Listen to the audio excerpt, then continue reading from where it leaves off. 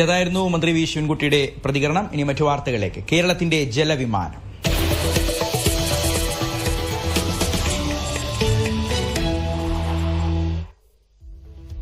ഇടുക്കി ജില്ലയുടെ ഹൈറേഞ്ചിൽ ചരിത്രത്തിലാദ്യമായി ഇന്ന് ജലവിമാനം പറന്നിറങ്ങി. രാവിലെ 10:30 കൊച്ചിയിലെ ബോൾഗാട്ടിയിൽ നിന്നും പറന്നുയർന്ന സീപ്ലെയിൻ 10:57 അണക്കെട്ടിൽ പ്രത്യേകം തയ്യാറാക്കിയിരുന്ന എയ്റോഡ്രോമിൽ ഇറങ്ങി. പറന്നിറങ്ങിയ വിമാനം മാട്ടുപ്പെട്ടിയിലെ ഡാമിൽ നീന്തി തുടിച്ചു. കരയിലും വെള്ളത്തിലുമൊക്കെ പറന്നിറങ്ങാനും പറന്നുയരാനും കഴിയുന്ന ആംഫിബിയൻ വിമാനമാണ് കേരളത്തിന് സ്വന്തമായത്.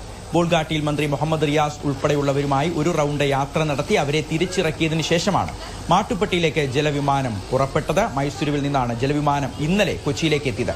ഒരു സമയം 15 പേർക്ക് ഈ ജലവിമാനത്തിൽ യാത്ര ചെയ്യാം. കേരളത്തിലെ വിനോദസഞ്ചാര കേന്ദ്രങ്ങളെ ബന്ധിപ്പിച്ചുകൊണ്ട് ടൂറിസം സർക്യൂട്ടിനാണ് സംസ്ഥാന സർക്കാർ ഇതുകൊണ്ട് ലക്ഷ്യമിടുന്നത്.